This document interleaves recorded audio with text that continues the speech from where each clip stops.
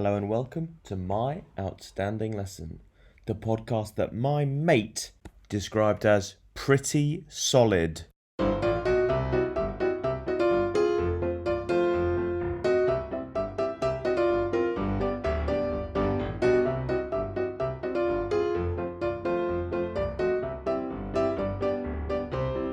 And pencils down in 5, 4, eyes on me in 3, 2, don't be late, 1, 0. And thank you for showing me that you were listening. Hello and welcome to My Outstanding Lesson. Hi, Freddie. Bit of a long one, that one. I didn't realise it took me ages to count down from 5 to 0. It was a good start. Yeah. Okay, welcome to the podcast. Jesse, what are we doing here? Well, this is the podcast where we interview teachers about an outstanding lesson that they have had in their career. What does outstanding mean? Outstanding could be positive, it could be negative, or maybe it was just a very funny story for them. Cool. Who are we interviewing today? Today we will be interviewing someone very special, my very own co-teacher, Miss Millie. Millie, yes. What's the word that will land Millie in detention? Well, we had a hard time coming up with a word for Millie. We decided, because Millie is just so very polite, her word would be sorry. Harsh. So we'll see. Don't you dare apologise, Millie. Yeah, I'm excited to have her. She's actually such an amazing teacher. I really look up to Millie. That's cool. Wait, we look up to her, but she's looking in now. Millie, come in. Hi, Millie.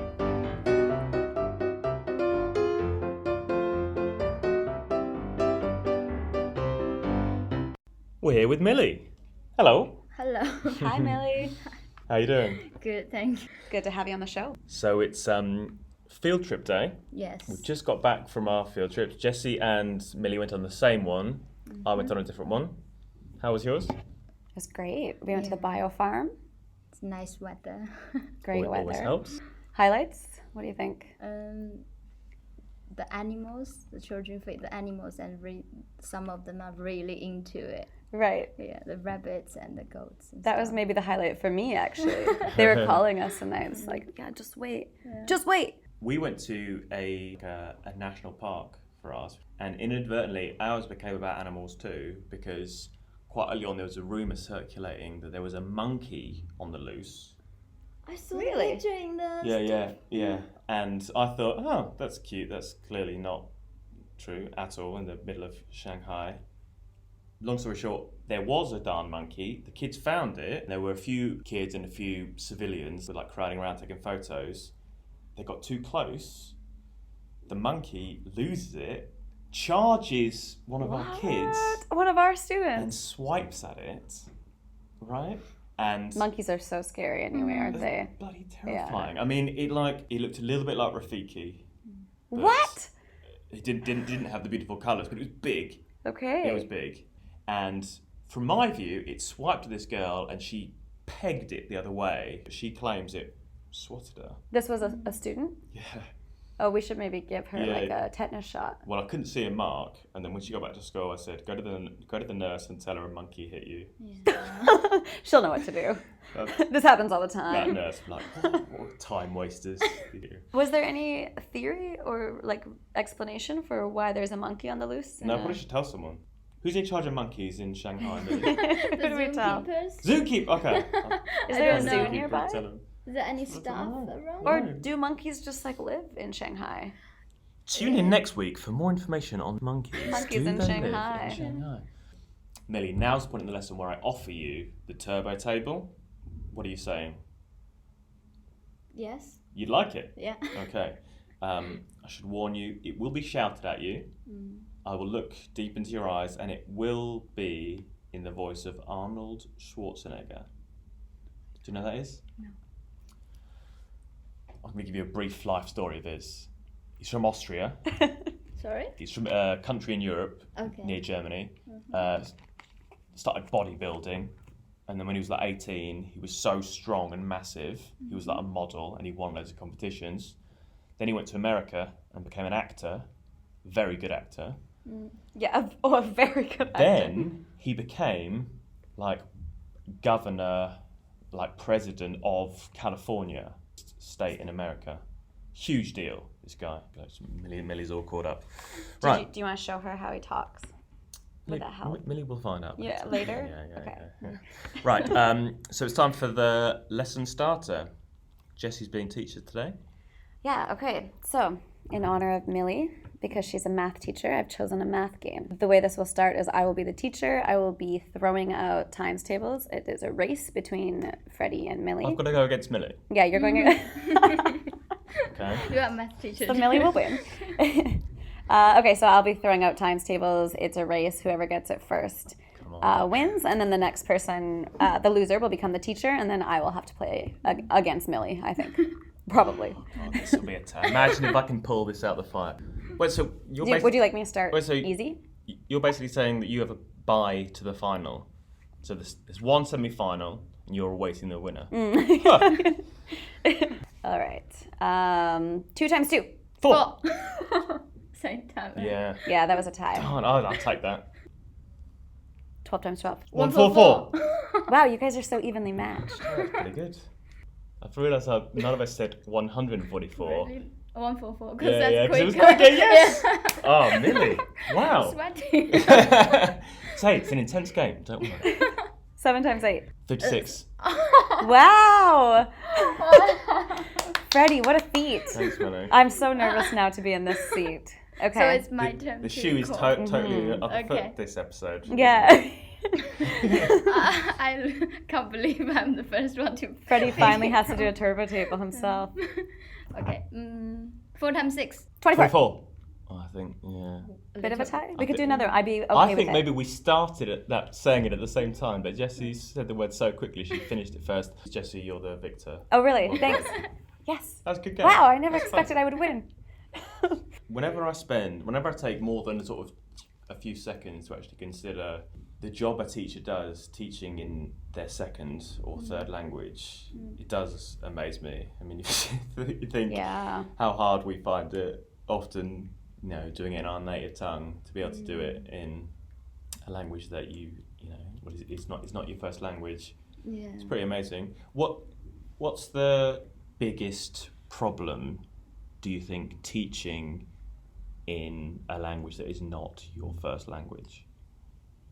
Well, I think the biggest problem at the beginning is still the language, because I know how to say all these words in Chinese, like some professional words, but I don't know how to describe it in English, so I have to learn. And for lots of times, I need to ask the co-teacher, oh, how do you say this sentence, and am I saying this sentence correctly? So for the first and second year when I teach math, I will ask some Western teachers always check all the PowerPoint I make and all the lesson plans, and I have to kind of have a trial lesson for myself to make sure I can speak English properly, because I don't want to. The students are learning English as well. I don't want to give them a wrong example like that. Right. Yeah. So still language thing. Then after that, I try to make the class more interesting for students, because they are still grade 3 is quite young. They focus time probably longest is 20-25 minutes, then they need a break. So I have to think of small games or ideas or funny jokes to make them feel this class is fun, we need to keep listening. Yeah, so this brings us on quite nicely to what we're talking about today, right? So do you want to just explain what it is we're going to be talking about? Oh, it's just lots of small things in math. For example, the first one I want to share is about memorizing the the words in English. For example, the lesson was learning about triangles. So we have different types of triangles, and the English name is quite long for students to remember it. This is an equilateral triangle. Yes, equilateral. Yeah. Scaly. Yeah, these words. After 2 or 3 teaching time, I feel these long words are really difficult for some Chinese students to remember, as they need to remember the Chinese name and the English name. It's quite hard though. So what I did is, because I'm not my co-teacher Thomas is a drama Friend of the podcast. king. Yeah. Mr. Thomas? Yes. The drama king. Is that what he calls himself? No, we kind of made it up, and he agrees because he's really good at exaggerate things. So here's the thing: when I say A liar. yes. He's really good at exaggerating. Yeah. So the other day when we practiced this, so after I taught the students how to read it like equilateral, then I say, Mr. Thomas, can you say this word very, very sadly? So he has to like use a very sad voice and with all his facial expression. And the kids are really, really loved it, and they try so hard to copy that. And by the same time, they can remember it. So then No, that's great. So I think that seems like basically trying to find a more interesting way than just saying it again and again and again. Yeah, so you're almost tricking them. They don't really realise it's just getting said and said again because they're actually enjoying playing a little game with it. Gamification. And every time gamification, I like that. That's a technical term. Really? I'm learning so much today. Educational jargon. Yeah. So good. And because before that, I feel like when I talk to my students, today we're going to learn about triangles, or we're going to review about triangles. Students like, boring, so many different informations we need to remember. But this time, when I mention it, students like, I remember Mr. Thomas did this, did that, and they feel like it's a fun thing to review, to think about. Right, yeah. Oh yeah, I remember that was when Mr. Thomas said. Yeah. Cute. That's really good. Have you got any other examples of little things you've done? So when we learn in maths, when we learn about long division and multiplication, so we call it the vertical form as well. So there's one lesson is talk about zeros. So when they do division, if it's a 3-digit number and the 0 is in the middle in the tens number, so when they do this division, it's quite common for students to forget to solve that 0 with the quotient. So I made a PowerPoint and named it as Tricky Zeros. So and as Millie's speaking, I'm just seeing her PowerPoint here, and there's a beautiful little 0 with is that a candle? Yeah, kind of. This looks like a candle you might put on a birthday cake. Yeah, or say zeros on fire today. Zeros on fire today. Yeah. And zeros. Yeah, and then I made this thing on the PowerPoint first page. It says, "Do not get tricked by the naughty zeros." 3 naughties. Yeah. So while I'm typing this PowerPoint, I was thinking, it can make into a rap or something like that. Right. Oh, I love this. I'm so into it. But I'm a terrible singer, and I can't do things like that. So when I'm doing this PowerPoint, in my head I was thinking, I wonder if Mr. Thomas will notice this and do it. And you know what? Right, because he says like naughty in another one of his English songs. Okay, right. Then as soon as I showed this on the PowerPoint, and he started to sing. Of course he did. That's what if I know the drama king, that's what he would do. You just predicted that I've this got would the work. video in my phone if you guys want to listen to it later. I'll tell you We'll post it. Posted. We'll post it. Yeah, that's going up. So it's just, I don't know, it's a great thing that he can spot that and just take the lead and lead the student to sing it, and all the students loved it. And now every time when I say, everyone look at this vertical form where we need to be careful with, and all the students will shout out, tricky zeros or naughty zeros. Naughty. Just feels like great. Just goes to show teaching, it's all about knowing your students and apparently knowing your co-teacher. Yeah, definitely. Yeah. It's obviously really good for language acquisition as well, because there's kids that might be unfamiliar to a lot of words in English, and they're suddenly in a maths lesson they're getting words like tricky, naughty, that maybe they wouldn't necessarily normally come up. What I was going to ask Millie is, do you think something like you're doing here, like trying to make maths more interesting, more fun, like more inclusive, do you think is that harder with the Eastern style of teaching, do you think? No. You don't think so?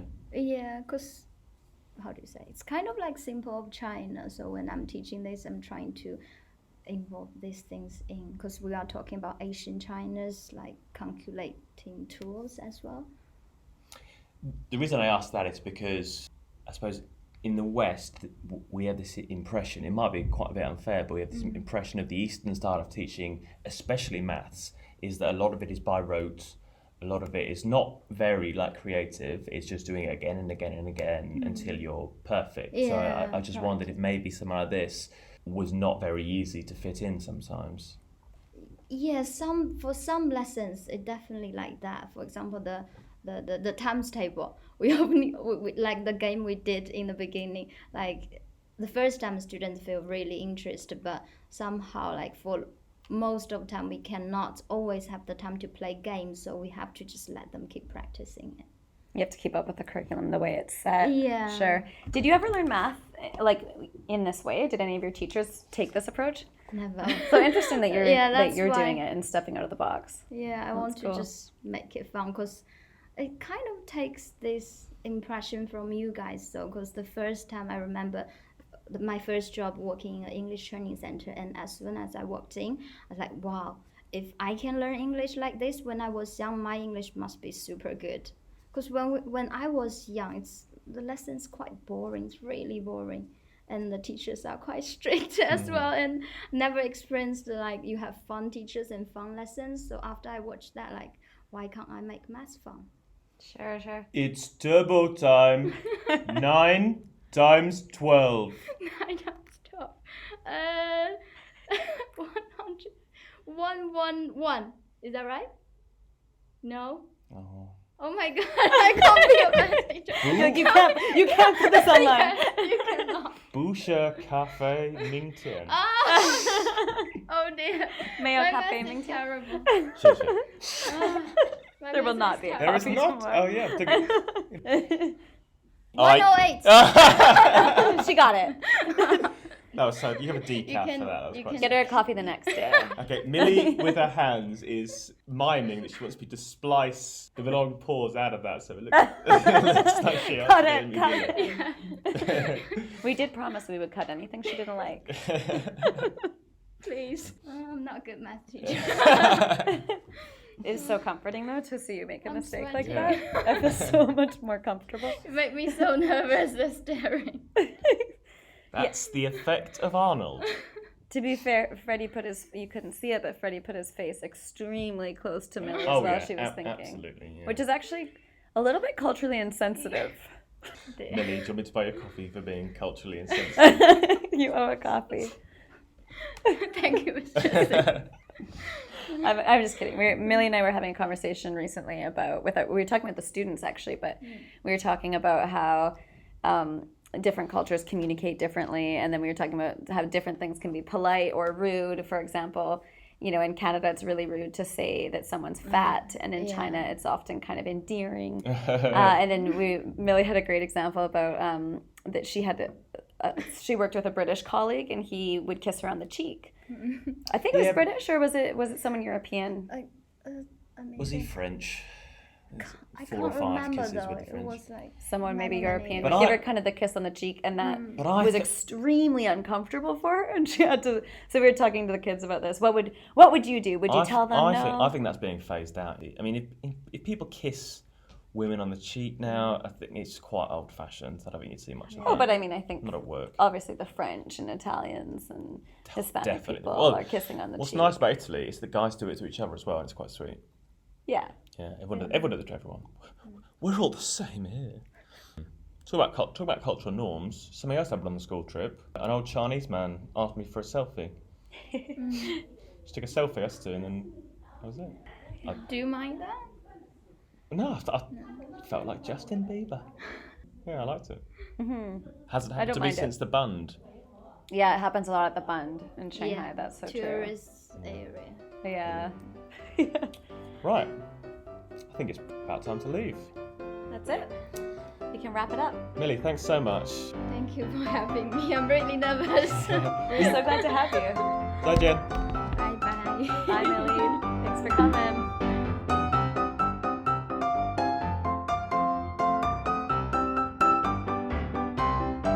That was Millie. That was Millie. I love that. Yeah, it was a really great podcast. I think she was a bit nervous, but I think she absolutely smashed it. Gave us a really good insight into her method of planning and how she goes about stuff. Yeah, Really enjoyed it. her cheeks were very rosy the whole way through. Yeah. She's blushing. She's absolutely crap at times tables. Yeah, who would have thought? Embarrassing, really? Nah, but I'm only joking. It was the stare, wasn't it? Yeah, I think you made it uncomfortable for everybody. Yeah, I did. It's my thing. Yeah, it was exciting to hear about how she sort of takes what she's got going in Shanghai math. So we teach Shanghai math at our school, and it's very intensive. The kids are incredible with math. They're significantly higher than my students were when I was teaching in Canada. So she has a lot to fit in with her curriculum, and it was fun to hear about how she's made it sort of her own and made it more creative, and really worked with the teachers that she is given. She really is such a great co-teacher in our school. She's very good at incorporating her co-teachers into her lessons. Oh, that's brilliant. Also, there's a great book about how to teach maths creatively and in a fun way. It's called Primary Mathematics. Anybody can feed sweets to sharks. So that's highly recommended. Bad news, Jesse. What's going on? We've had the first sort of vignette of controversy in my outstanding lesson. Basically, I received a text message stating that in episode 3, Thomas did in fact make a sexual innuendo. Really? I was racking my brains, and then the person stated correctly that at the end of the episode, Tom thanks us for taking his podcast virginity. Oh. Did Thomas make a sexual innuendo, yes or no?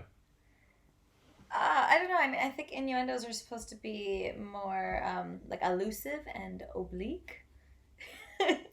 Yes, Google. If I was to look it up. I guess he is alluding to sex, so yeah, that would be an innuendo. I think it is not an innuendo because I think it is too blatant. I don't know. He's taking a non-sexual situation and making it sound sexual. What's the opposite of oblique? Medial. It's too medial. It's too straight down the middle. There's a really good Mitchell and Webb sketch where they're working in like a carry-on film in a 1960s bawdy hospital where they say things like, "Oh, this is gonna be a big prick," and a new doctor arrives that doesn't get it, and he tries to join in with the humour and just says stuff like, "Can you touch my c-?" And they say, "Excuse me, we don't be as obvious as that. Don't be so explicit." So I think Thomas was far too explicit and not implicit enough. Okay. Avoided detention. I don't know. I don't think so. Jess and I will keep arguing about this later. Let's talk about the word controversy. Can you say it? Controversial. Controversy. Oh dear. Can I think that's more of controversial. worms. Right, Jesse. Endorsement update. Give me some good news. Oh, so I tweeted Lizzo. Tweet Lizzo? Yeah, she's not interested. Are you fibbing? I didn't. You fibbing? Okay, I didn't. I thought you were fibbing. I didn't tweet Lizzo. I mean, I have better things to do with my time, you know? Do you have Twitter? I do have Twitter, yeah. I have Twitter because sometimes I like to tweet like companies like TELUS and just tell them how angry I feel with them. We could ask them. We could ask one of those companies that you pissed off. Maybe not TELUS. I don't think that they would endorse me. They wouldn't Still do anything to help me. Not endorsed by Jamie Murray. Still not endorsed by Lizzo. Originally, I thought all I needed was coconut oil, but then I realised I needed coconut oil and my outstanding lesson. Maybe tweet that. You could tweet it. Yeah. Yeah. I've tweeted like half my contacts, like asking. If they know celebrities? It's getting quite cringy. No, like direct to celebs. Really? Soliciting anything. What do you mean half your contacts? You have celebrity contacts in your life? Well, no, Twitter now. The people I follow. Oh, all the people that you follow. Yeah. Oh, you think of them as your contacts. Proper cringy. My friends. My friends. Message out my friends. Right. Okay, the search goes on. We'll keep looking. Please rate and review the podcast, 5 stars, wherever you downloaded it. And we're on the gram at My Outstanding Lesson. And my personal gram account is Mr_Butler_primary. Cat Instagram? There's no cat Instagram. Not yet. Not yet. Tune in next week. Okay. Thanks for listening. Bye from me. Bye from me. Hurrah.